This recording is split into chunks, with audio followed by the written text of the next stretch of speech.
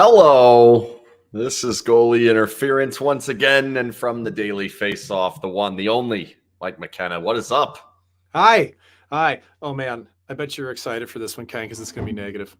No, I'm kidding around. I was gonna say I'm actually planning on starting with a positive topic, but first I'm gonna get the negative that leads into the positive topic. And Okay, that's let's the do it. Golden Knights are 9-9-1 in their last 19 games, I believe that is.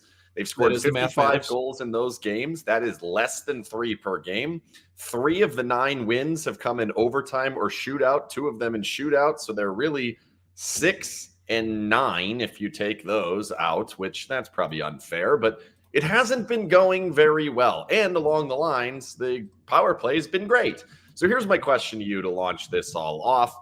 Good. No Pietrangelo for a bunch of those games. No Eichel for a bunch of the recent games. No Theodore for a bunch of the recent games. No White Cloud for a few of the recent games. No Cotter for a portion of them. No Howden for a portion of them. Let's just take it one piece at a time. Obviously, Eichel being the most important of them all. Can Eichel going back into the lineup instantly inject the offense back in and get them back to, I'm not saying 4.5 per game like they've been on the road, but can Eichel going back in just by himself put them back on the right side of 3 and not being this team that we're saying they can't score anymore? I think it's going to help. I don't think there's any way around it. I mean, Eichel is their best player so far this year, especially on the offensive side. And you take him out and you take away 2 defensemen that really are your best puck movers up to the forwards that don't have that same skill set that Eichel does. And yeah, you're going to struggle a little bit. Now, I mean, we could go deeper on that and look at who's filling in. Miromanov, can he move the puck forward? Yes, he can. Do you know it's going to come back down your throat at some point during the game? Yes, you do. So, I mean, that's just reality right now as he's starting to learn this league. You don't know if it's ever going to change much. But for me, it's really just that 5-on-5. It's not just the possession game; it's just the finishing. Like look at last night's game against the Isles, man. Like it's a broken record between coach, players, everyone saying it. But how many chances do you really need? Well, yeah, they had a lot, but they also weren't smart chances. Like how many pucks did they just toss into Luukkonen's pads? Like, come on, guys, get it together. It's hard to, and I'm sure every Golden Knight fan listening to this is doing the same thing, like kicking the wall or banging their head against the table or something, saying, but wait a minute.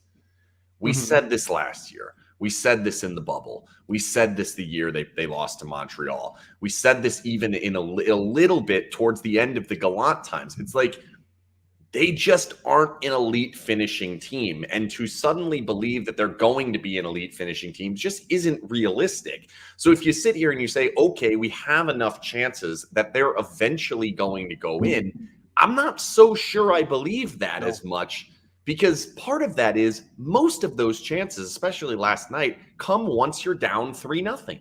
And so that, I think you need to see more in the first period, second period, specifically the first periods. That's the part I really want to drill in on, because Cassidy was making a big deal about how we got to manage the puck better. We can't force our offense. We have to play this style of game.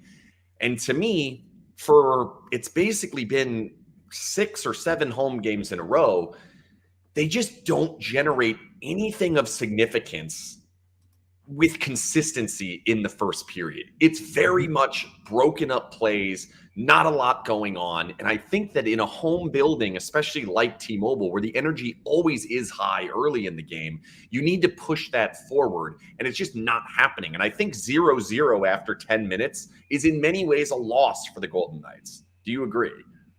I won't say after 10 minutes, but I will say after the first period. If the Golden Knights don't put a goal up in the first, if they don't come out of the period with at least some feeling like they've done things well offensively and gotten results for it, it seems to permeate and they end up chasing the game. They end up behind it. That Islanders game was a great example of it, Ken. Like if they could have scored one earlier on, how different is the complexion of it? And then it's the cumulative effect of things that just aren't good, man. Like whether that goal counted at the end of the period or not against the Islanders, it affected them. Like you could just sense it. It's like, oh God, deer in the headlights. Here we go. And it's important to know that this team is not bad. They have generated those chances, but we're talking about them dropping games to the Islanders, who are okay. That's a team that's actually been kind of going downward in They're all this. right. Yeah, they're all right. Okay team. And Buffalo, they're the highest scoring team in the NHL. And congrats, you beat the Blackhawks since we talked last, But man, you got to be able to score against Buffalo, and you got to be able to carry the pace of play. Yep. That team coming into your building, especially early. I just feel like that was an opportunity against that team. The chances are going to be there. And that was a spot for me that, like, he had talked about there's always ice in behind a team or out in front of a team. That was a game that you knew there's going to be ice in front of you. You're going to be able to skate the puck into the zone. Let's trade chances with them. And I know that's dangerous, but they needed to get going. Even if you told me they're down 3-2 at the end of the first period, I think I would have taken that over 0-0 because they have to find a way to get going. Well, I don't want to throw out defense. I think you can still generate that with what you do in the neutral zone, just from routes and skating and competitiveness. But it really, I'm telling you, like, Ken, if it's I don't mean to sound negative by saying this, but I know, like, you haven't played hockey, right, to know what it's like to be stranded on the ice with a D who can't get the puck up to you in a place you want it. Okay. And I'm not beating up the Golden Knights as a team when it comes to D, but man, when you're missing Theodore, who's the best stretch passer on the club. Yeah.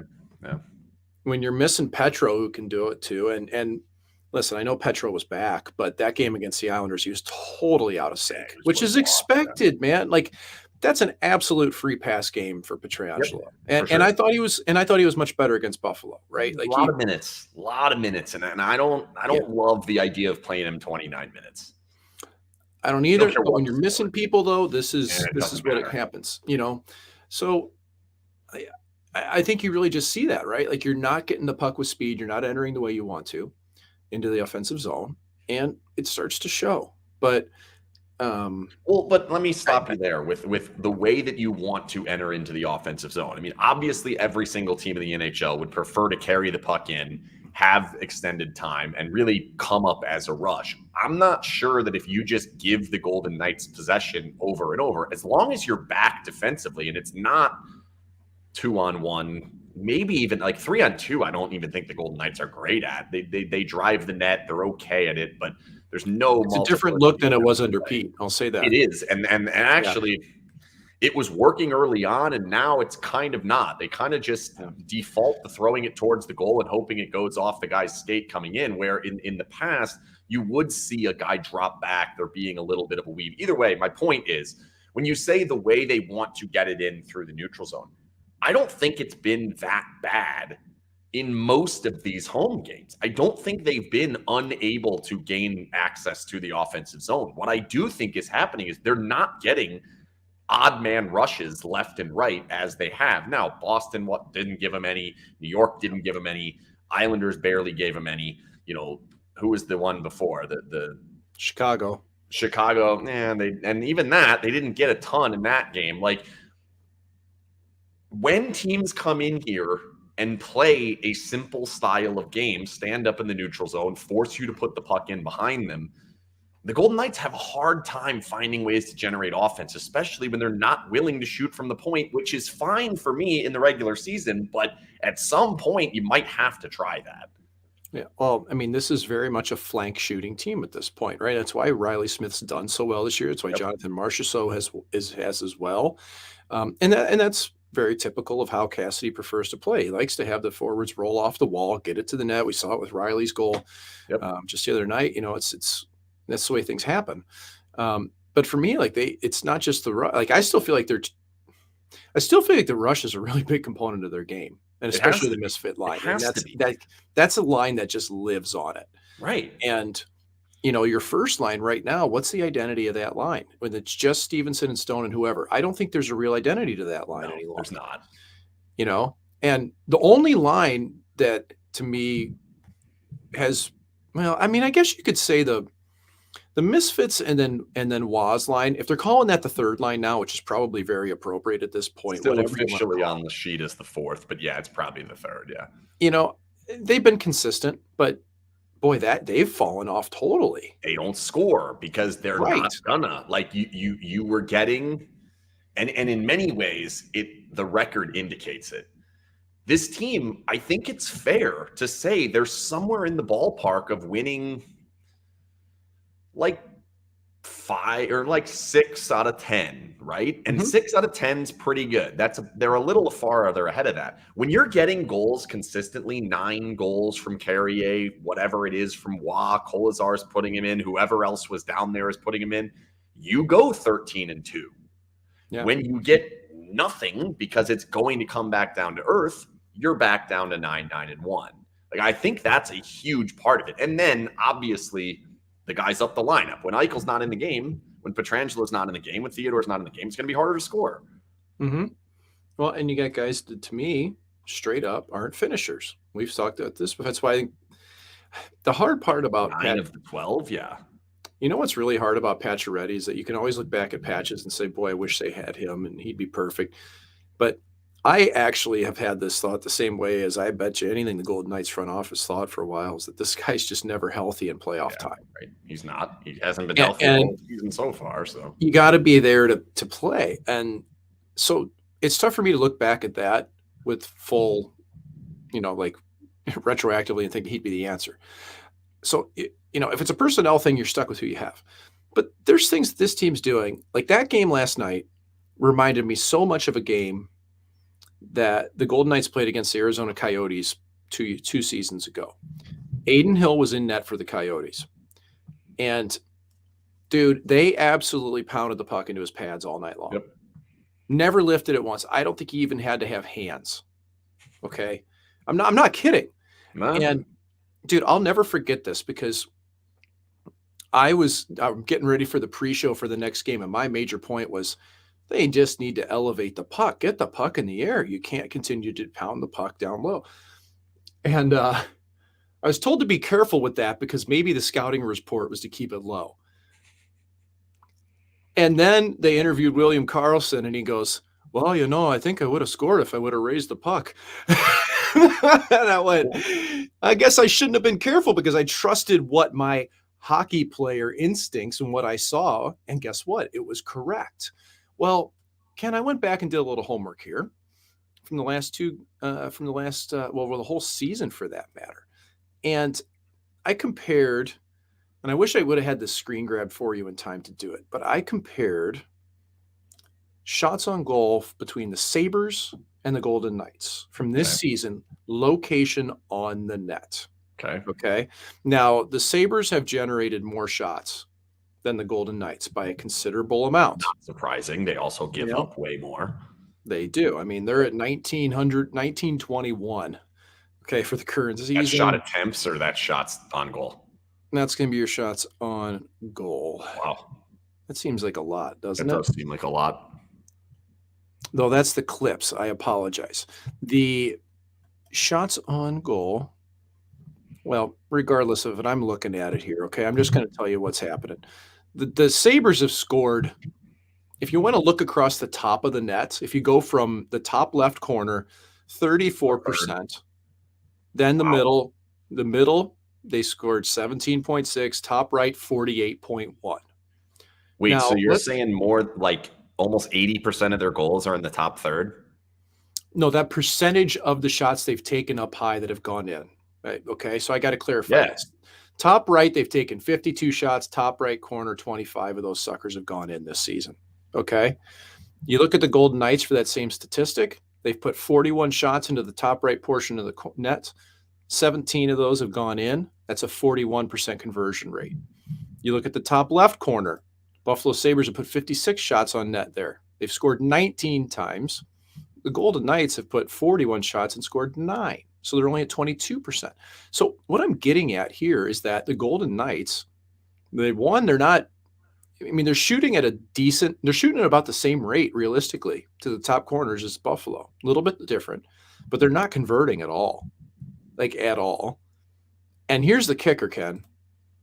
The Buffalo Sabres this season have only put 101 shots into the middle of the net. Yeah. The dead nuts middle goalie's crest, 101 shots. They've scored twice there. You score that when the goalie's out of the net, okay? You can't shoot it through the goalie. Right. But 101, the Golden Knights, a team that has put up way less shots for the season, 150 shots right in the middle of the net. Right in the stomach. I mean, there was, Just I think most right of in the them bread came basket. last night, to be honest. Right in the breadbasket. So this is a team that sucks at shooting the puck. 9.9% shooting percentage this season. It's actually basically dead in the middle of the league. They're pretty much right down the middle. Buffalo is They're a tick higher, I would bet. Yes, they're best in the league at 12.2, 3% better than Vegas. Yeah. So but couldn't find them because they were at the top. Yeah, exactly. So, to me, that really shows that this is a club, though, that's struggling to put the puck in, man. They're shooting the puck right in the middle. They're not accurate with it, and they're just hoping. So I know that stats can lead us into all kinds of different directions, but that was striking to me. And I know it was a comparison of two teams that are a little bit different in how they do things. They're a little bit different with their makeup. Tage Thompson obviously is, man, he's an absolute wonder kid, and I can't believe it because he just, at 20 years old, I didn't think he'd make it. He was so aloof and lost. And a lot of people thought his contract was ridiculous. Yeah, it looks good now. And you know what? He creates some space for Skinner out there too. Yep. You know, like when he was driving the wall, like you got to choose between Thompson and Skinner's no slouch with the puck either. And I mean, geez, we also have how Tuck can carry it too. So yeah, man, I guess when we just rotate back to it, I do think that having Jack Eichel back would make a huge difference for this club. But I do think that without Theodore, you're starting to stretch. Theodore and Petro, missing both of them, man, you're in trouble. Without Theodore, and knowing that Miramanov is going to be able to help in that area, I think they're okay. But they do need Eichel. And I think they need at least one more component up front to really challenge and basically solve the Cassidy conundrum of, what do I do with Phil? Right. We'll get to that. We're going to get to that. We're going to get to goalies. I want to go to kind of game state next. But first, I want to say that this show and all episodes of Goalie Interference are brought to you by the Jimerson Law Firm. Jimerson Law Firm is one of Las Vegas's preeminent law firms specializing in high-stakes business, civil, and family litigation. When winning matters, especially at home, and especially in your home, they're better at winning than the Golden Knights. I think I can say that, unfortunately, at the moment. Although the Golden Knights have a lot of wins, 22 wins. Jimerson Law Firm has more than 22 wins. I don't know the exact number. But 2,200, I heard. 22,000. That sounds right. That sounds about like the same number of Buffalo Sabres shots, too, which I did like somebody did the math over there. And if they had as many shots as you said, they would have had 59 per game. Here it is. Yeah, that's incorrect. So what they had were probably closer to 1,000. Right. No, so what this was. State. Here's what it was. It was a combination of the two. It was shots for and shots against were tossed into at least this one aggregate number that I saw. That's why that showed up. They're probably somewhere in the ballpark of just over 1,000 shots for and just under 1,000 going the other way. Correct. That's right. Yep. So the Golden Knights, we've known this for a while. When they get behind, there are times that they press. There are times that it leads to them not being able to get out of some of these holes. We end up with some of these low-scoring games. It's something we've seen over the course of the year. I can specifically remember it because I was the one banging my head into the wall at the time when Pete DeBoer said, well, we're not scoring first, and that's kind of cyclical. There's nothing you can do about that. And I remember thinking, well, I think there is something you can do about that. But here's the thing. No team in the NHL has more comeback wins than the Golden Knights. The Golden Knights, without question, I don't think anybody can debate this really at all, play a more offensive style of brand of hockey when they're down. And in many ways, that's when they look the most dangerous. Now, how much of that, like when you look at the different game states, 0-0, down 1 or up 1, or down multiple or up multiple, where do you feel like the Golden Knights are the best and where do you feel like they're the worst? Well, when they're trailing is when they have their sense of urgency, you know? And that makes them in many ways the best style of play that you want to see. It doesn't feel like their defense falls apart when they're down goals, right? Right.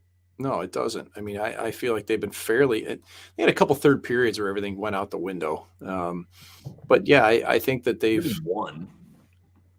yeah, yeah, The New Rangers game York was just game, yeah, brutal. that's really So the only one. The Vancouver game was a little earlier in the game. The Seattle game, they just got kind of run. yeah, I mean, you have to. This is the hardest thing to analyze because you just can't tell why a club isn't good at the start of a game. They just aren't, right? At home, especially. They just aren't. And I don't know, maybe they're not. I mean, do they look like they're really having a lot of fun right now? Not really. I mean, they did in practice today. I'll tell you that there was a lot Good. going. Yeah, it was an enjoyable practice. It seemed that there was quite a significant amount of money on one of the drills, Mm-hmm. and you How could could you tell tell that? by the celebrations and the yapping and some of the hand motions. Was it a game, possibly a game of Mustache Boy?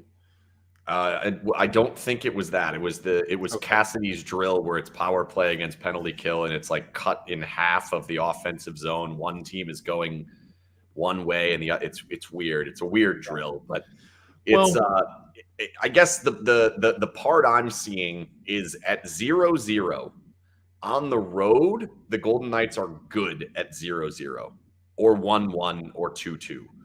At home, they're bad. They just don't outgenerate the other team with any level of consistency when the game is tied. When they're behind, when they're ahead, sometimes it gets there. Definitely when they're behind. But when it's tied, they do not outgenerate the other team. And that is a huge problem because I don't think you're going to be able to be dominant on the road as they have been, especially in situations where the game is tied early. yeah. Well, I mean, think about this. If you want to dominate a first period, how do you do it? Well, you move your feet, you compete, and you put the other team in the penalty box because they can't keep up with you. They've done that. But they haven't cashed in on it. And that's where, what does it take to rev up a power play at home, right? Like the power play has been good. And we were talking about this. Yep. I think it must have been the Islanders game when I said it to you and Jason. I was like, I'm starting to come around and like this power play. Yep. Yeah. And I am. And that's Cassidy's baby. But do you really need to wait until the second or third to get that thing revved? Like you need to kick that thing into gear right away. And that's where the really elite teams in the league, dude, they just run people out of the building in the first period. And that's what you used to see with the Golden Knights. Like they'd be up 3-0 and they just cruise control, man. Yep. And Tampa Bay, when they're at their best, Jesus, when they were killing everybody, 4 years ago, it was the year they got bounced by Columbus in the first round. It was 18-19. Okay. Yeah. So that was my last year pro because I remember I was upstairs. I was a healthy scratch in Philly.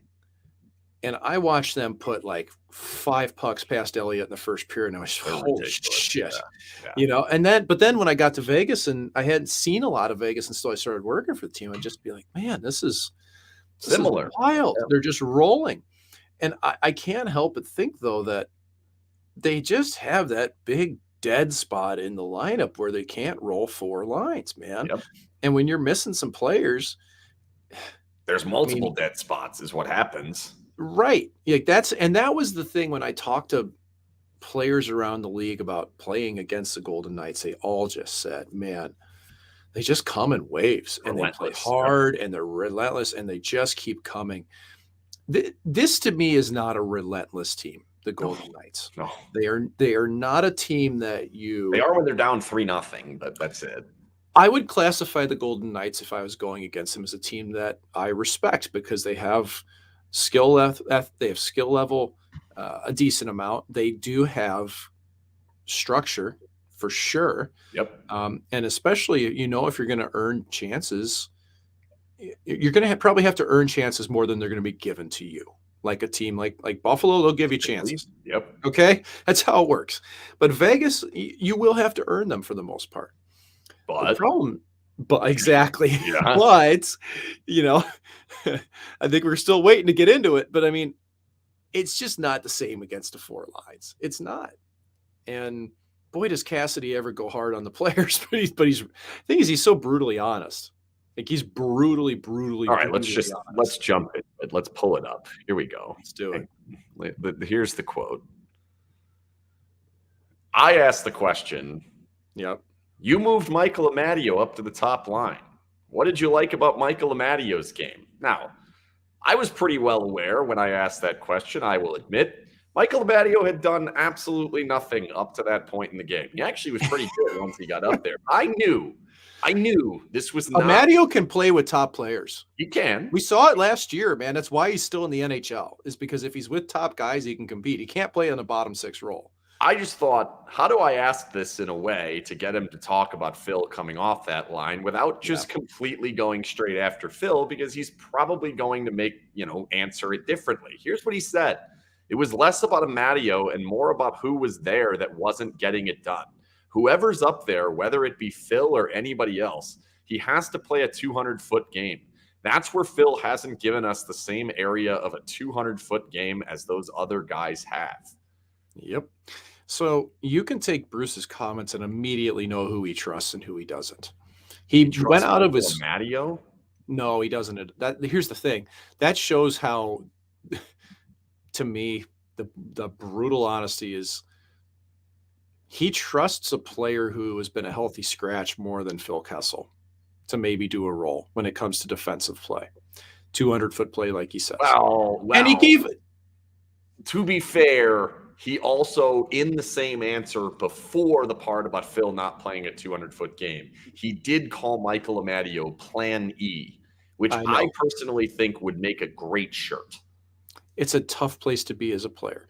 And he gave Kessel, he said, well, he typically doesn't play the left side, and we talked about it. But you can try to make that sound nice all you want.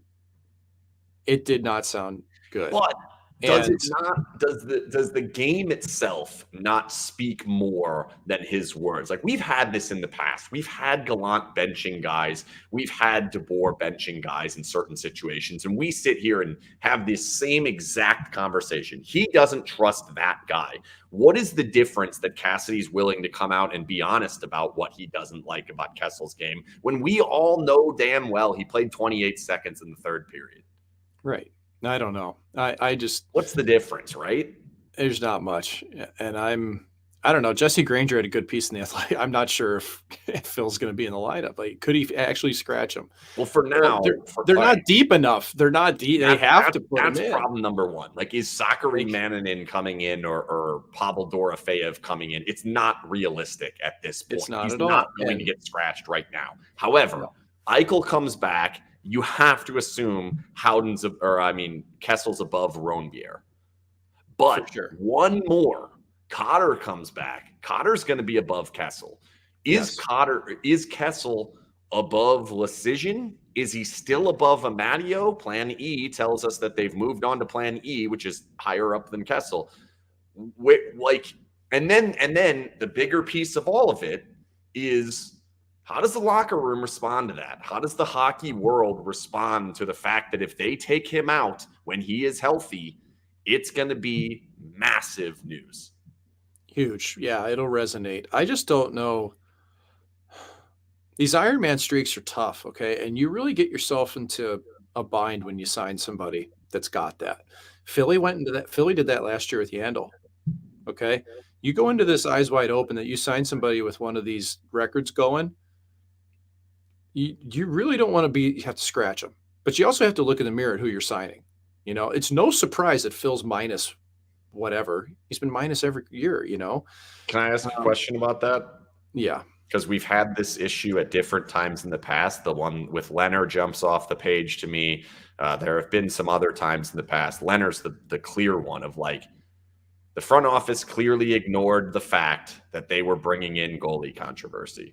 Yeah.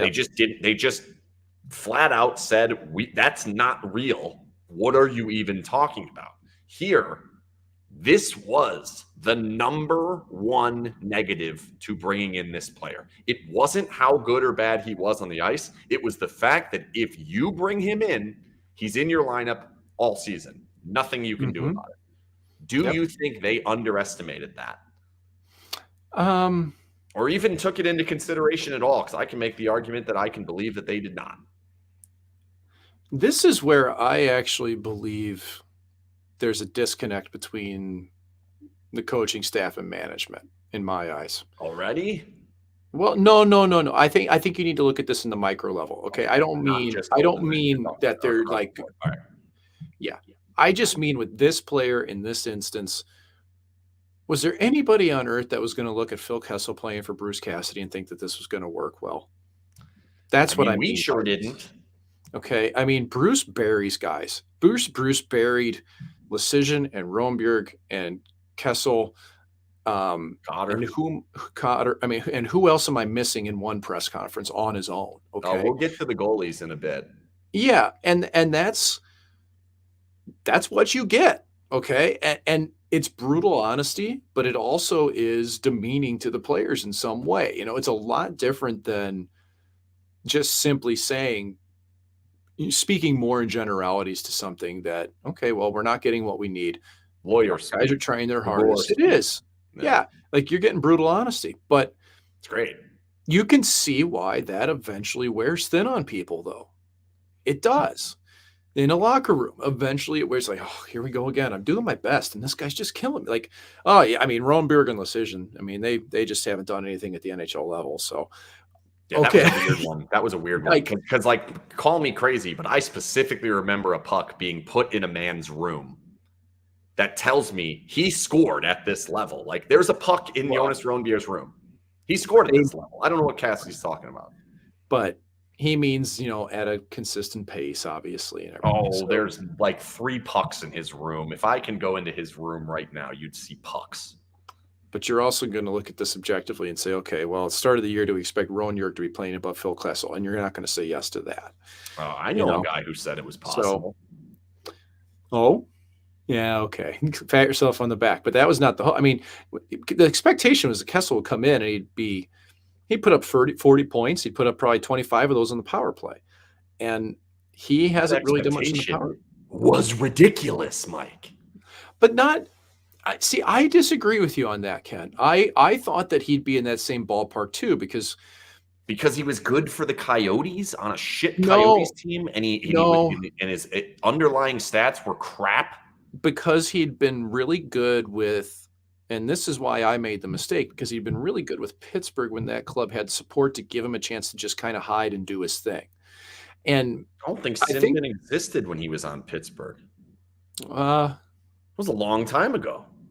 It did, but it was a long time So- ago. I'm making a joke. but this but it was is a long this time is ago. where, but I've done this a couple times where I think I've made the mistake of giving players the benefit of the doubt that they can reclaim something and it's situational more than it is a player that's regressing. I honestly, I think I did it with Thomas Greiss a little bit this year in St. Louis.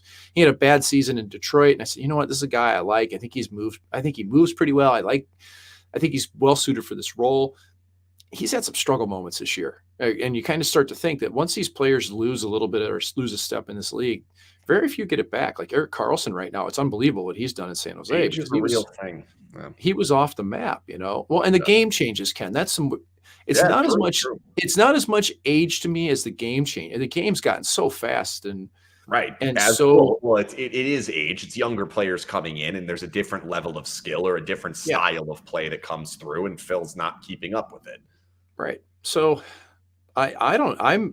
Let me ask you this: would you be surprised if Phil got healthy scratch this year? No, At this no. stage? I mean, before the season, I said it was going to happen in 2022. I don't know that we're going to quite get there because I don't think Eichel and Cotter are going to be healthy inside of 2022. I'm not 100% sure on that, but I do think it is eventually going to happen, and I think it's going to happen more so as like we're not winning. This is an opportunity to do it. Did you ever play with somebody who was in, whether it's an Ironman streak or some sort of record-breaking streak, something where they needed minutes not related to your team winning?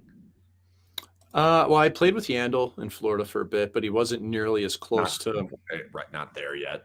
Were No, people aware of it at that time? Like, was it still part of on the mindset of like, well, he's got this streak of 780 or whatever it was at the time? oh, we were aware of it. Oh Okay. yeah. I mean, as somebody starts getting north of, I mean, shit, even 400 or 500 games, Okay, you start so- paying attention to it. And correct me if I'm wrong, but Keith Yandel's the coolest fucking dude ever, right? Oh yeah. Yeah. Oh yeah. That's Yeah, what I he was thought. very mean to me in the best way. It was great. Yeah, like all I've ever heard of Keith Yandle is he's the coolest, and He's Phil is so supposed funny. to be along the same lines, I'm hilarious. so mad that I'm so mad I never shared a locker room with Phil. So Seriously, it what bugs me I to want this to day know that I is, did. as a goalie, and whether it's a goalie or not, as a player who's on the team, who wants to win, who's on a Golden Knights team who missed the playoffs and got embarrassed last season, do you care if they scratch him? If it's the right decision? Because right now, I think it is. Now, maybe not for pulling up It's another not now AHLer, because they need players. but if you get Eichel back healthy and you say, I think we're going with Roenbier over Kessel here, are you, as someone who's sitting here saying, well, I want to win, but is this bigger than the game? Is this bigger than wins? Like, is it going to piss the locker room off if they do this?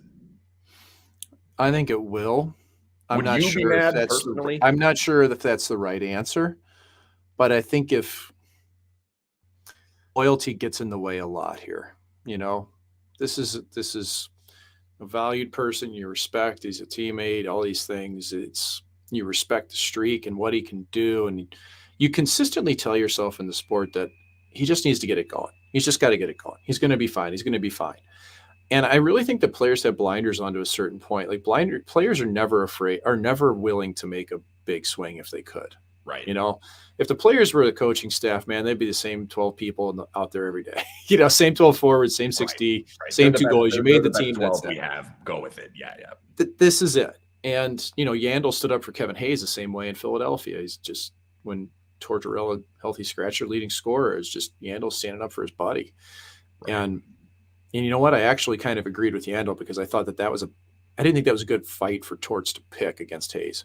But in any case, what's it going to? That's where we're headed, though. If we get healthy, we're going to that territory. Is that the right fight for Cassidy to pick? And I think this one's different. Kessel's not leading the team in scoring. Kessel's not, honestly, in my eyes, hasn't chipped in offensively like I expected him to. And what would have leading the team in a few different things. I can name them, but I won't. They're not the right things. They're bad things. Right. And 4 goals on ice per 60. And honestly, it sucks because this guy is he's a Hall of Fame player, awesome. Man. Yeah. He's so good. He's always been so good. But he's a great example to me of you kind of can't have your cake and eat it too. You want to keep playing until somebody tells you can't anymore. But somebody has to tell you can't. But he absolutely will have to be told he can't. Right.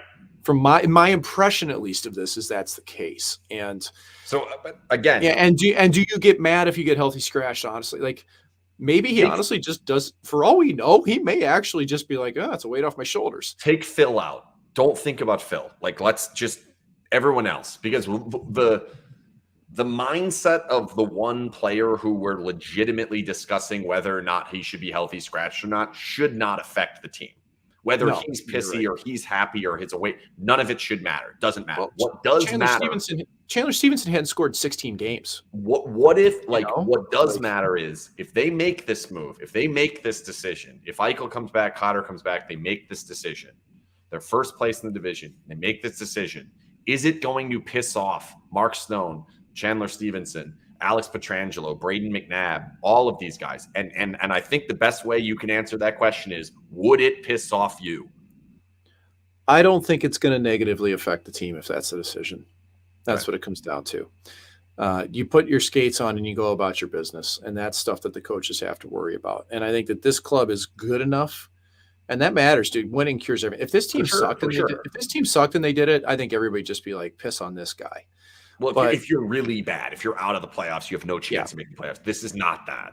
It's not the Coyotes, okay? It's not the Flyers last year. Now, the Flyers last year, when they wanted to healthy scratch Yandle, it was like, this team's brutal. What are you doing? What are we doing here? Yeah. This is a bad call. Don't do this. And, with this one, it's a different scenario for me. And because you're winning. And but honestly, then I've made the argument before.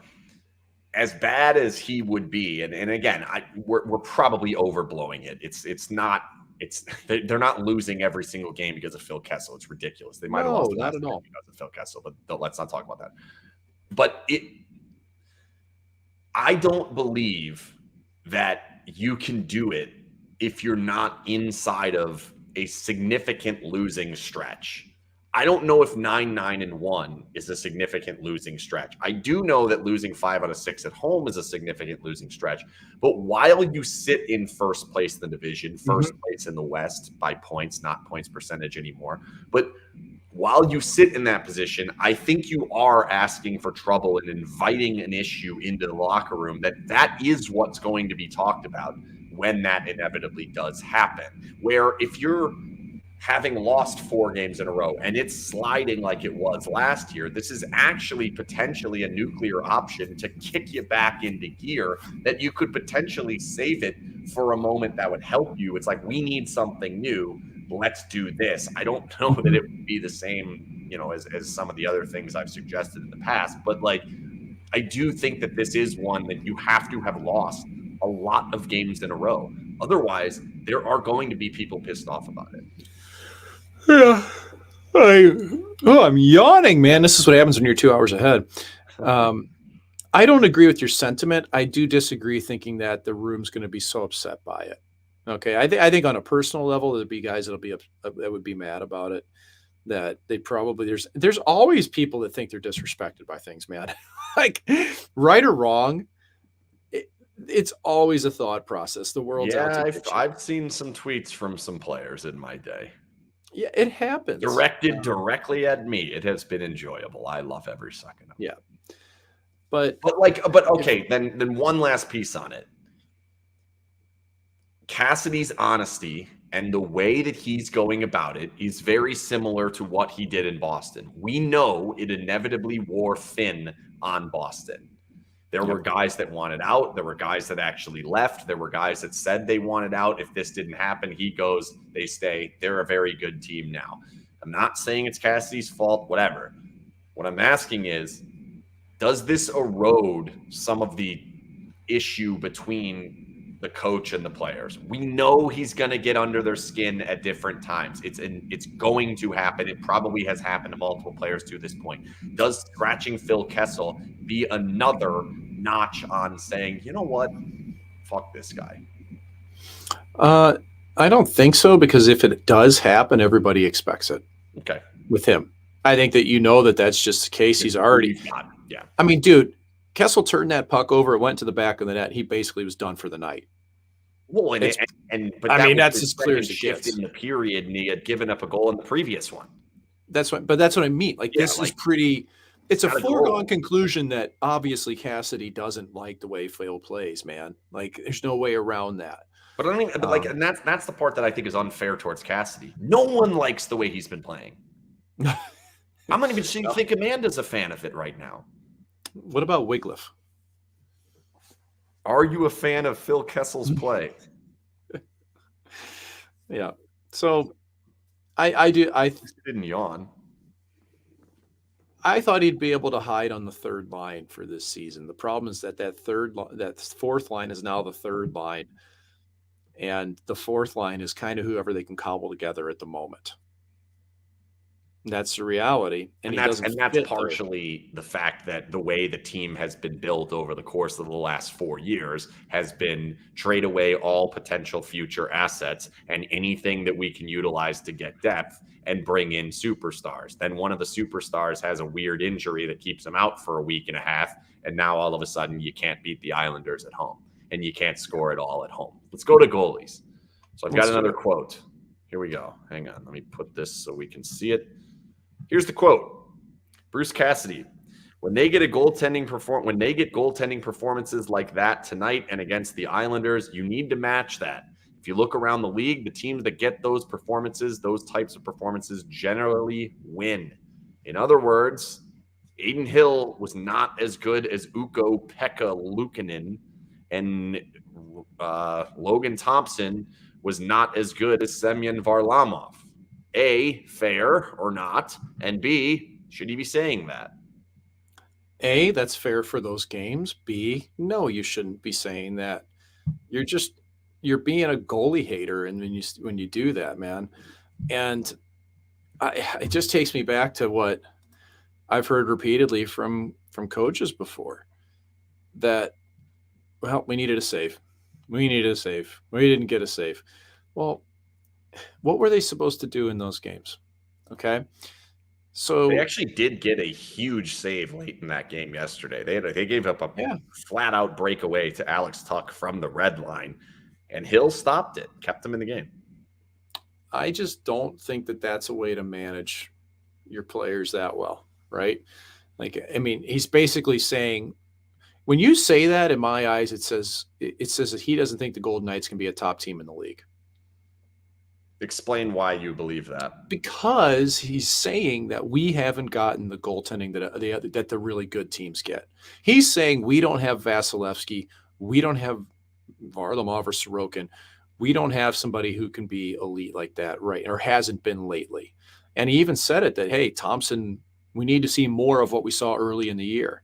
Okay, Bruce, you also had a full lineup and you guys were playing lights out defensively. He didn't give up chances. Yeah, he didn't give up chances. Are you, is it all eye test? Are you like, come on, dude? I know analytics are out there, man. And I know you can figure these things out, but it's somebody in the comments, just stop the puck, McKenna. That's the line that'll get big. Rick talking, get big in there, Thompson. So those are the lines that'll catch your attention as a goalie. Just stop the puck. We just needed a save. Overall, do you think he's been the way he's spoken about the goalies, talking about goalie, we want more competition, we want these things, we're not getting saves, sometimes we need guys to make saves, this guy's outplaying us. Do you think he's treating the goalies poorly, unfairly? Do you have a problem with it at the moment, to the point where you think it should stop? I mean, I think I think he needs to lay off him, honestly, man. I don't think that pressure's helping anything. You just ignore it? Yeah, I think you just say, it's the same lawyer speak, man. Our goalies have won us a lot of big games this year. And you can even say that, maybe he didn't have a great night, but he's shown us so many times. We trust him. We know he can be a good one. Like, the way you project yourself matters, man. Right? Like, what did you make of the whole, we've been on the road, we haven't had enough practice, and that's the reason why the goalies haven't been as good? Silly. Totally. Why? Because, so did you hear the question Cassidy was asked about Ukko-Pekka Luukkonen, about how was the game plan to shoot low on him? Was that the scouting report? He said no. And he didn't know. He tap danced that thing so hard because he didn't know the answer. He basically said there was a video that Burke put up, and I think I remember it saying, yeah. He didn't know the answer to that. It was all Sean's territory. Okay. And should he know the answer to that or no? I don't know. Yes, I honestly don't know the answer. Yes. Okay. Yes. And I think that this is, again, from what I've experienced in my life, you get plenty of coaches out there that just leave the goalies to the goalie coach, and that's that. But then they step in front of a mic and they parrot whatever's told to them by the goalie coach. And that's a dangerous dynamic sometimes, because if you're just speaking freely about things that you may not completely understand, it can be a tough look at times. Eventually it'll catch up. Now, again, hey, this is just me talking about experience and what I've seen happen over my career. But if you're the head coach, you should know the answer to that. And, well, I think what I saw, they got pretty good goaltending over there. Okay, Pekka Luukkonen, he hasn't been great this year at all, actually. That Buffalo team would probably be higher in their standings if they played Craig Anderson every night, but they're trying to build from within, and they're letting Luukkonen play because they're growing. That would have been a scouting report. That would have been paying attention to the other teams' goalies. So I'm fine that he doesn't know how good Buffalo's goalies are. I'm just gonna throw that out there. I don't care. I know, but to me, it's a microcosm of simply saying we need more saves. I don't care how it happens. We need more saves. And to throw that back at the start of the year when the goalies were good and they weren't seeing any action, that's unfair to the goalies because they were so tight defensively then. And now they've hit a little bit of a lull. I didn't think Thompson was great against the Islanders. Okay, man, that was not his best game. And I thought didn't. No, and he's I mean, fair about it. at least how I'm reading into the retweets. He retweeted both Jesse and my quotes from Cassidy saying they didn't get enough saves. Yeah, and it's a fair assessment, but you can only get so much leash as a coach doing that to goalies until it just comes back around like, what more do you want me to do? Okay, I'm doing my best here. Why are you beating me up here? Because what he's really saying is that the team was prepared system wise. I did everything I needed to do, and my players just didn't perform. My So goalies let me down. let me try to play devil's advocate a bit here. So what the way I'm hearing what Cassidy's saying is he's saying in every individual game, there are certain situations that pop up. The skaters can be better. Our skaters can be better than their skaters. Their goalie can be better than our goalie, or our goalie can be better. Our special teams can be better. We need some of those things to go our way. He believes that in the last, I don't know how many, but a last number of games, the goaltending has been better on the other end of the ice than his end of the ice. I don't necessarily think he's sitting there saying our goalies suck. We aren't, we're not good enough because our goalies stink. I think he's saying Ukko-Pekka Luukkonen was better than Aiden Hill, and Semyon Varlamov was better than Logan Thompson in that given day. And to me, I think he would say the same thing about his skaters. We stunk defensively. Their defense was better than ours. That's why we lost. We did not finish. That's why we lost. Like, they had chances last night. They had breakaways. They had opportunities in some of these 2-on-1s. They had chances in front of the goal. This guy made a number of really good saves against them. On the other end, they had chances in front of the Golden Knights goal, and they all went in. Is that not fair? But that's where, when he goes the step further to say, when you look at the best teams in the league, they get those saves. That's fair. That is perfectly fair. You don't have to say that. That's a dick comment to your goalies. That's you're saying we don't have elite goaltending. That's straight up saying it. We don't have elite goaltending. I agree with you that it's a dick comment, but is it inaccurate? It is. It's not. But if you're the coach of a club, you project strength in your players and the belief in them. This is why things didn't work in Boston. That's fair. That's perfectly fair. And he did. You ask David. You ask any of those guys that played in Boston, and they would say that. Right. And he had it for most of the time he was there. He did have one of the elite goaltenders. He didn't have to worry about that. And then last year, he doesn't have it, and he ends up getting fired on the season they weren't even that bad in. So, like, I'm completely with you. So then let me ask you another question. I truly believe Logan Thompson thought he wasn't good enough against the Islanders. I'm pretty sure Aiden Hill thought he wasn't good enough last night in that game. I'm positive both of them are aware that the other goalie in the other net was better than them. How much do you weigh your performance against the other goalie compared to your performance against your average performance, or just whatever? Like, can I be better than this? Or do you say, no, that guy's killing it over there, I got to pick my game up, and cost us the game because he was so damn good? It's always an intrapersonal battle between goaltenders, right? I mean, my first game, I played against Marc-Andre Fleury in my first game. You're like, I need to beat this guy. It wasn't, that's how we reference things. It's not, well, me as a member of the Tampa Bay Lightning, we played against the Pittsburgh Penguins in my first game. It was, no, I played against Marc-Andre Fleury in my first game. Like, this is their mindset, right? And it makes no sense. Same as quarterbacks in the NFL. It makes no sense, but it's true. And that is how you think about it, right? It is, because you're trying to one up that other person at the other end. Measure yourself against the best guy. Yeah. You absolutely are. And you remember those games that you have a big outing against somebody who can just bring it, man. So why can't the coach say that then? Their goalie was better than ours. Like, the goalies believe it too. What's the difference? What does it matter? Because I told you, it was that step further in saying that the top teams in the league get that every night, basically.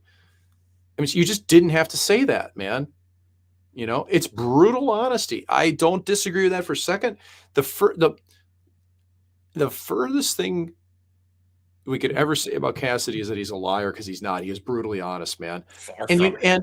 And you know what? There's people that thrive on that, and there's people that can handle that, no problem. If he said that about me, I'd probably be like, well, you're probably right, because I wasn't very good. But there are people that are absolutely fragile in the NHL. Maybe people might be surprised to hear that, but I'm not. it's the way it is. Now, I do think when this team has everybody in the lineup, it's a veteran team. You don't hear those comments a whole lot. But even the comments about like Romberg and Lecision and really just across the board, it's like, well, when you get the top players back in the lineup, you have to think those pucks are going to go in the net. It's just like, okay, well, it's it. You know, Well, I mean, even like the guys down the lineup, it's like, well, you know, the Waz and the Carriers and the Kolazars, as long as they just shovel them towards the goal, eventually some will go in. It's just volume. It's basically saying they're not good enough to score. right. It's just one of those things. It's like kind of a coaching But it's not 101 wrong. Like none of it's wrong. That's no, the it's problem I not. have But it's with like, it. but this is where, you know, I Like, got a kid on our 10. grow There's a up. kid. There's a kid on our 10U team that, man, he just needs he needs a coach to look at him and say, I believe in you. You can do this. Here's how we're going to make it happen. And I know there's a lot of people that are out there thinking like these guys are adults or playing a kid's game for, you know. That's me to a degree. Yeah. And I'm sorry, man, it just doesn't work like that. Like you don't show up at the office and just get shit on and feel good about yourself like that. Because that's what it feels like when somebody says that they just can't do that at this level. And when it's your superior, you just don't feel like they have your back. Like that's just reality of a situation. And I'm not saying your back? I don't think so. That's Right. the thing. He's basically saying like we're gonna be an okay team until we get our top players back. When you need to you sort of need to start empowering these younger players to be better at what they do, you know? All right. And So like are we hitting at the heart of like the weak spot in the Death Star here of Bruce Cassidy, right? Like we I know we've how gone deep good the on it power for play sure. can be. We know how are we starting to see like this is the pitfall. This is the challenge that this brute honesty, and I've been screaming for brute honesty for a long time. So I'm lapping the shit up. I love every bit of this because it's believable, it's honest, it gives you an actual sense of what's going on, which I love as a fan. Is this the main pitfall in which does he have to change this? Like this is his third job. He does not have a Stanley Cup to this point. He was one game away. I know he was close. I know his record is fantastic, but like, does he need to look in the mirror and say, you know what? I do need to stop going that last paragraph that I said. And maybe I won't compare him to Andre Vasilevsky next time. Maybe I don't need to reference the lack of pucks in Jonas Rönnbjerg's room. I think he does, but I don't think that that's what's going to happen. I don't think that's the mandate. I think when you hire somebody, you get what you get. And I don't think that there's any doubt in my mind that I don't think there's a single problem, if I had to guess from management about what Cassidy said at all. I think that honesty is probably well received. And that's what you hire someone for. Okay. This guy's a great coach. There is zero doubt about that, man. He is a great coach. What we've just done, though, is basically discuss the flaw about him as a coach. Okay. The one thing it really is. And I would never be sitting here saying this if I hadn't directly spoken with a half dozen people that have played for the Boston Bruins and know them very well. You know, I have authority to say this with conviction, even though I was never in that room, when it's relayed directly by people I really trust. But you're on the show with me, so I now have authority to say it. That's right. But you know what? Like the same token, everybody will still look back in the mirror and say, you know what? We accomplished a lot. We almost won a Stanley Cup too. And that's the reality of it also. Sometimes you got to suck it up. And that's where I don't think anything he's saying about Thompson or Hill is going to bring them down. I think you got some pretty stable dudes in the crease there, especially Thompson. But I just don't take that as a positive. I don't take finding ways to undermine your players or downplay their own skill as a good thing when you're trying to prop people up to have confidence. As of last week, you had the Golden Knights, I believe, 7th in the rankings of goaltender pairings in the league. This is going to be completely unfair. I've been yelled at this before, but take the first 15 games out. Play just the last 19 games when they're 9-9-1. Don't think about, because I think that gets really messy in like how well were they playing defense? Were teams playing them the same way? Let's take the last 19 games, 20 if you want to make it 10-9-1 and make it a round number. Rate the goalies in that span. So 18 games. I think Logan Thompson, to me, has played very well. I don't think he's had but maybe 1 or 2 games where I thought he wasn't quite at his best. And the Islanders game was one of them. I don't think Hill's been very good. Now, his record, I mean, I know he's won more games than he's lost. He's gotten points when he needed to, and as a number 2, that's what you can expect. You can win a peg 3 times. Yeah, yeah.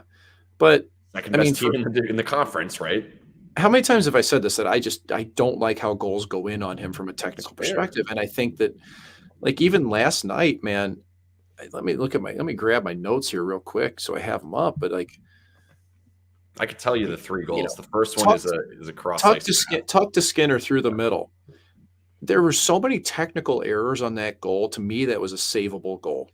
Okay. Because all he had to do was read that play early enough, see the field of vision, not slide, not try to recover, not try to attack the play, not end up on his ass.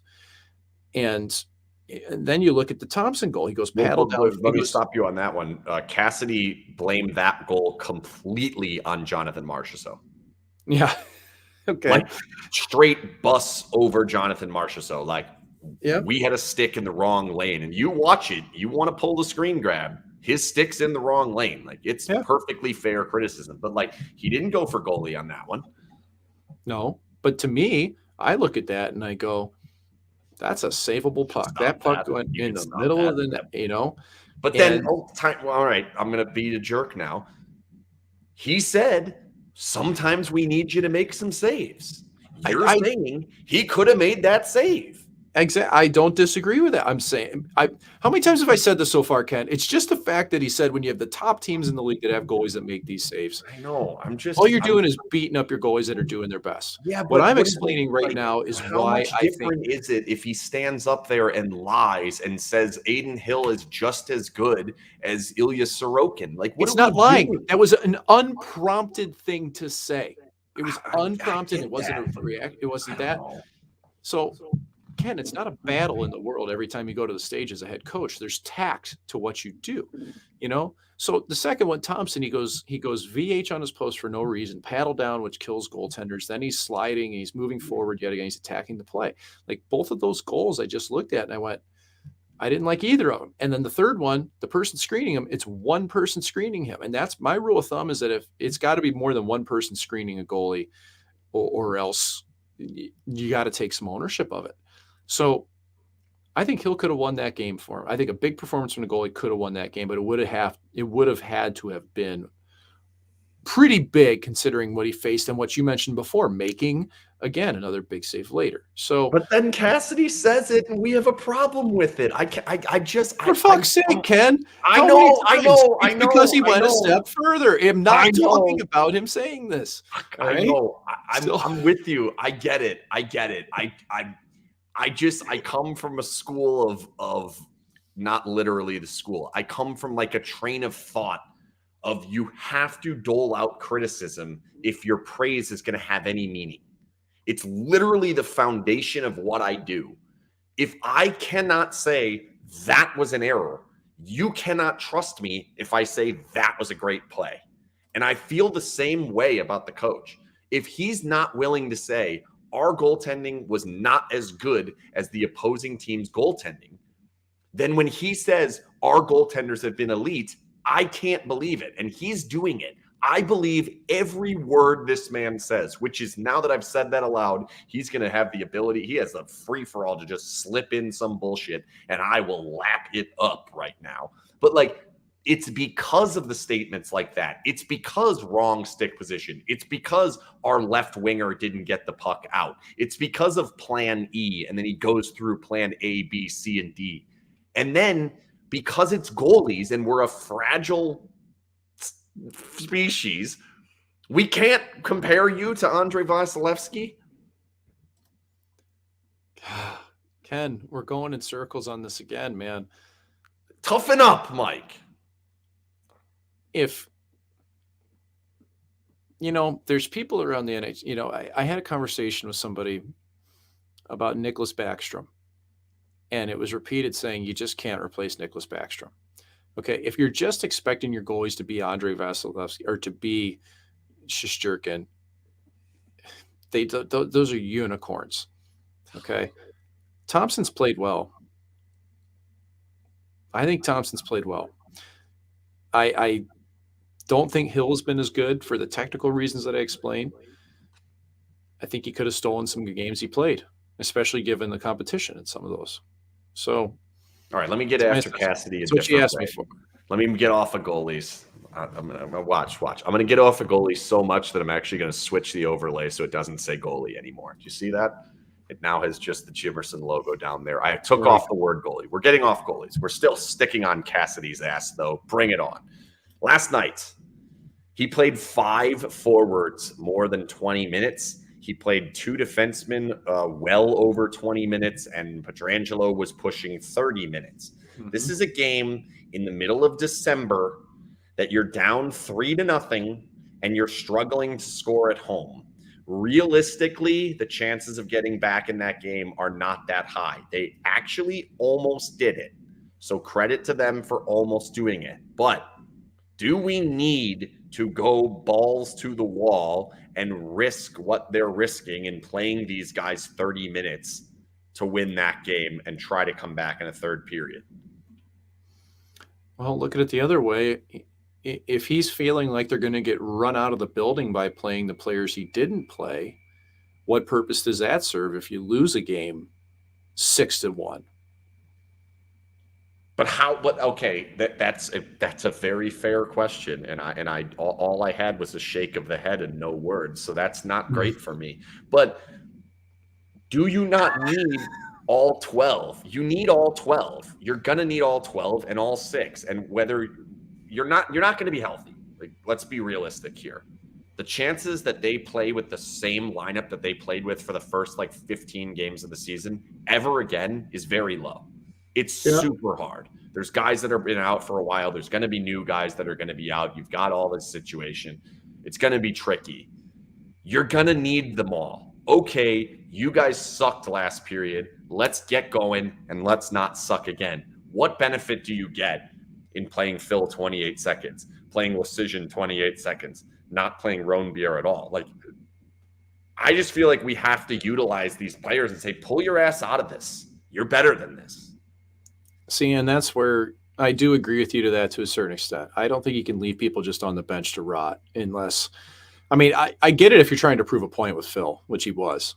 But I mean, across the board with the lineup, how do you ever enable these players to improve their craft if you don't play them in these moments? This is where, dude, the actions back up the words. That's the brutal honesty. He doesn't trust these players at all. So I got to go with the big dogs at all time. We got to get back in this game. I don't want to lose this game 6-1. I don't want to play our mid players out there that don't belong in this league in the first place. That's what you start to, in a locker room when you're talking amongst guys, you're going, he doesn't think they belong in the NHL, And that's where it's how do you get across that threshold? When do you belong? When do you earn that belief, right? Even Paul Cotter, did he really, how long did it take him to kind of earn? Well, then he gets hurt and all of a sudden he seemingly has earned it. I know. And to me, he had it. I still think he was tiptoeing around. I don't think it's while he was in the lineup, he's going back and forth or talking about consistency. And then all of a sudden he's gone. And it's well, now this guy was so much better than Phil Kessel. And he praised Brett Howden. Well, Plan A, Brett Howden. You're crazy if you're not praising Brett Howden. Sorry, but Howden had done anything with that line, really. Completely agree with you. He was Plan A, though, so I think that's important. Now, if we're making shirts, maybe we need 5 shirts. Well, which shirt are you buying? Plan A, Howden. Plan B, Eichel. Plan C, Cotter. Plan D, Kessel. Or Plan E, Amadio. I want a Plan E, Amadio shirt. I'll go Plan F is Carrier, by the way. He mentioned that. He did. He said maybe we go to Carrier because he's been scoring. Well, but Carrier hasn't been scoring, so I don't know. Because he's scoring some goals, and he's got 15 games. But then we don't even consider the idea of the fact that Chandler Stevenson had 0 in 16 games, and he still remains Plan A. Well, I mean, he'd put up assists, so he was okay. And Stevenson, mean, he's got intangibles that work for him, no doubt about it. Like he's not. I like a Chandler big player. Stevenson. Sorry, I really do too. I don't I like think the he's an honest mustache. I player. don't like mustaches as much. Oh, you got something against Don Juan DeMarco, but I just don't like mustaches that much. It just makes me. I just don't like it. So, I mean, I always have a problem when I look at it and go, man, these guys didn't leave the bench. Like, you do start to look at each other and just be like, why am I here right now? What are we doing? You know? I mean, they pay you. Yeah, I get that part. Oh, come on. This is a facial hair hate. You can't just bundle it all into the same. I'm not going to comment on somebody's hair here. I can comment on facial hair. I can actually do that. And by the way, I can comment on whatever the fuck I want. I can't play hockey a lick, and I talk about it all day my whole life. Yeah, we've seen you do the praying mantis in goal. It was excellent. I saved 10 of 11. Good. Like, good. And important to note, the next guy who went in behind me saved less, so I was better. So I was effectively Ukko-Pekka Luukkonen. Well, you know what though, Ken? You didn't do it every time, and you weren't Vasilevsky. You stopped.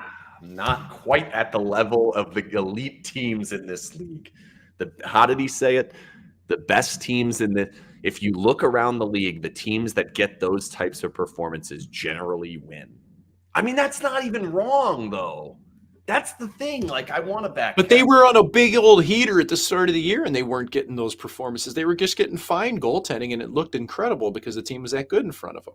It's the skewed vision of reality, man. Like, it's gotten harder. I like a good skewed vision of reality. I get mad at people all the time for skewed visions of reality. And I'm with you. And that's where when you just simply judge the goaltending, to me, the goaltending is average.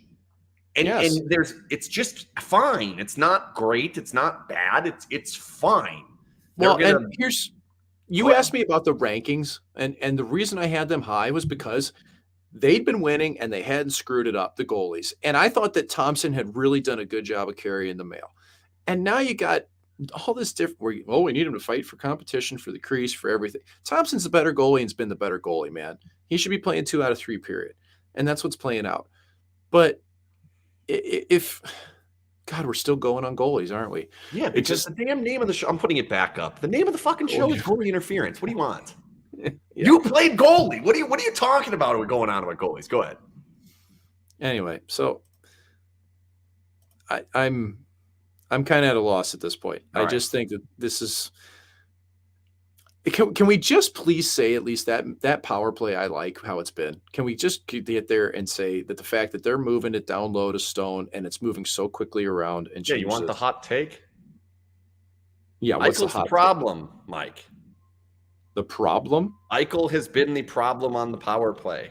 That is like that is like scorching hot take, and I only like 40% believe it, but there is an argument to be made that the passing has been so much faster. They're zipping that thing around. And the reason is no one is taking it and dusting it off. And that's what Eichel does. And that there's positive to what Eichel does, but they're moving it. And I think the biggest thing is there's 2 main focuses on the power play now. It's Marchessault shooting or Stone underneath the goal line. Let's get it to one of those. And when Marchessault doesn't have a clear shot, he gets it down to Stone, and Stone makes quick decisions no matter who's on the power play with him. Having Eichel, I think the power play sped up. And I would put Smith into that mix too, because like his goal against which one was it? Just the one that they got, the one that got the Islander one that got passed to him. I've got it. My notes are all over the place right now. See, folks, I come prepared, but then I lose my notes because I have so many things up. Yeah, it was Smith's second goal against the Islanders reminded me of Marchand's goal on the Golden Knights, where he just looked up, saw open space, and went, oh yeah, I'm taking this. Boom, goal, short side. And I think that Smith's a really good foil like that because he's so good with the puck. But really, it's Stone that's driving it for me. Yeah, for sure. It's because it's not just because Stone is like moving it quickly. It's because he does have that wrap option. He scored. Who did he drive the net on and score not too long ago, right? Where basically went around him. Yeah, he went around Hellebuck. Hellebuck didn't get his stick involved, but like he has that threat that he'll take it to the net, and I think that teams have to honor it. But getting it to the bumper and getting it kicked out to the side, and they zipped it around so fast the other night. Should And have seen practice today. yeah, and There and were it a was funny couple though of because them. you and I both caught it. You and I both caught it that they had Petro and Miramanov out at the end of a power play, but I kind of like that look though, man, because Miramanov's such a shooter and he's so mobile up and down the side. Now that's Marchessault's spot. Right. That's my He's the problem number with one it. guy. And that's what I'm saying. Like I don't want to take Marchessault off of it, but I like Miramanov as that right-handed hammer guy on the second unit if they're going to have him there. I They don't like have that a second look. unit right now. Well, They I know, literally called timeout to make sure the second unit didn't have to go out there last night. yeah. But I like that look. And if we're just going to deal with what this team has accomplished, that is very positive in recent times. Like Kill's been better. Penalty the kill kill has been better. There was there seems to have been a little bit of a changing of how they're playing. They're definitely a little bit more aggressive. Yes. They're challenging out to the puck a little bit more. They're They not don't just in seem that to I be- formation. Yeah, Like they're right. finally starting to trigger It's a like little bit. So yeah, I don't know what it's like a tripod. There's like two on top of each other and then two behind. I don't know what for. I don't know what to call it. It's an So eye. It's like an upside down T. I mean, in all honesty, special teams are kind of keeping them in games right now. It's like the Yellowstone logo. Yeah. Yep. And special teams are kind of keeping them in games to a certain extent. Which Yeah, for sure. I mean, you look at know? the home. They've had what 5 even strength goals at home in the past like 7 or 8 home games. Like even last night, they get the one on the breakaway, but then the other goal comes at 6 on 5, and most of their other chances came at power play or also 6 on 5. Like to me, it's a little concerning because like they're operating at 40-something%, and they're 9-9-1. Like this month has not been great, and again, like I'm gonna ask it: is the power play going to get worse when Jack Eichel comes back? Well, that's what we have to find out. Like right now, they're like in the month of December, the Golden Knights have the second best power play in the month of December. They're only behind the Oilers. So that's good. That's really good. And the penalty kill's top 10 as well. What's their record in December though? It's not. And that's where obviously 5-on-5 is crushing this team. I'm hoping that from what's happened with the power play now, that Jack Eichel, if he comes back, is going to be able to transfer that. And he can become a part of that rather than trying to be the whole show with it. Because this is a pretty well-oiled power play right now. Like, dude, it speaks for itself, man. You know, 5-5-0, by the way, December. Yeah, 5-5-0, and regulation wins 3 of those. Is Jack Eichel plan E on the power play? He's plan A. Yeah. That's all he was. Right. There's got to be a story. Give me some story before we get out of here. Or food. We haven't done food in a while. Oh, dude, this is great. People like this. So, I really like beef chuck. Okay, like chuck roast. Explain what that is exactly. Chuck roast is just cheap, super fatty cut of meat that you can use for a lot. You typically would use it in soups and stews. You got to stew it, yeah. You got to slow braise it. You know, a lot of people don't ever talk about smoking it. Right? It's always brisket. You know, you smoke brisket. If you're doing beef, you smoke brisket, or maybe beef ribs, pork ribs, things. Well, chuck is so pork shoulder, pork butt roast, pork shoulder, Boston butt, whatever you want to call it. But chuck roast has so much intramuscular fat, and it's so rich that you can smoke it, and it's so good, dude. And I did it today. I started it. Yeah, you can pull it. Yeah, I like that. So I started it today at, I don't know, noon. It took me about 5 hours or so to get a chuck roast done. That was about a little under 3 pounds. But dude, the smoke ring on this thing, and I use, when I do chuck roast like that, it's hard for me to decide whether I like it just sliced, because you can pull it, but you can also slice it. It has enough. Chop it up. Or what I like to do is make tacos with it. And that's what we did today. So we had these smoked brisket tacos with some guacamole salsa and just, what are you seasoning this meat with? And that's what was cool about it, is that I did the rub by myself. I just made it up last night. We love chili in our family. We eat chili all the time. So I kind of riffed on the spices that I put in chili, and I made kind of a modified chili rub for the beef, you know? And so, it was chili Not mad powder, at that at cumin, all. coriander, salt, Yeah. pepper. Like it wasn't anything crazy, but the ratios were right. And man, it was banging. Like it was some of the best I've ever done. So I was pumped about that. Somebody mentioned beef tenderloin. I actually really don't like cooking beef tenderloin because it doesn't have a lot of fat in it. I do. I'm not surprised. I bet you like a nice baked potato with it too. Mm. Yeah. Yes. Very simple, man. But no, Watch it. I in any case, though, like if you've got a Traeger, which I smoke with live fire, I'm a glutton for punishment, but no shame for anybody that's got a Traeger because they do a great job and people work and everything. But if you have one of those, season up a full chuck roast and put it in there, man. Like you'll be shocked at how good it is. Wrap it when it gets to the stall at like 160 degrees or so, 165 degrees. Take it up to like 205 or 6 and pull it and let it sit for like a solid hour. You're gonna be a happy person. God, now I want barbecue. Yeah, this I was was gonna straight up make the mac and cheese or something for dinner. Yeah. But now I'm kind of thinking I'm gonna go get barbecue. And smoke ring, you know what? Smoke ring actually doesn't matter. It doesn't affect flavor or anything, but smoke Just ring looks good. is It just looks good. yeah, it does. It doesn't mean whether you've done a good, bad job, It anything. matters. But dude, this had a real bright smoke ring. It's on my Instagram story right now. Oh, And it's just so pretty. It make like sometimes you make things and you're like, yeah, that was okay, and it looks really good. Yeah. This was just really good across the way. Somebody shout out Jesse Ray's. Jesse Ray Barbecue. That's Jesse Ray's fantastic. Jesse's is awesome. Yeah, Fantastic. huge fan of that place. I think I might go there right now. I was gonna microwave some mac and cheese, and you've now inspired me to not do that. Good. Yes. I wish I could send you my barbecue because I wish you could too. The vacuum seal that shit and drop it in the mail with a little what is that?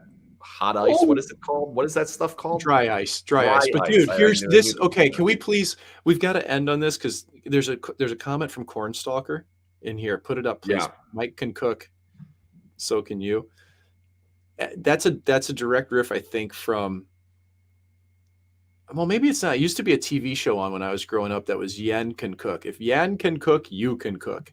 Yeah. So maybe I've got the wrong show, but I used to watch that, and I used to watch like I don't know, Galloping watch Gourmet food or shows something. still? I don't watch TV at all now. Oh, you don't When I watch was a kid, I Bobby did. Flay? What a show! I will if it's Chopped. You're not a Chopped guy. I like don't those know shows. I what the just hell don't have Hot Ice time. is. I don't know why I said that. I just don't have time. All right. I got to go watch the news after we're done. I am going to get some Jesse Ray's because I am Good hungry call. now. No Chef Jan. Yeah. All right. Thanks That's again. Mike McKenna of Daily Faceoff. Read all his work there. It's fantastic stuff. Sometimes he puts the Golden Knights goalies higher than they probably should be. Nonetheless, A living, breathing list.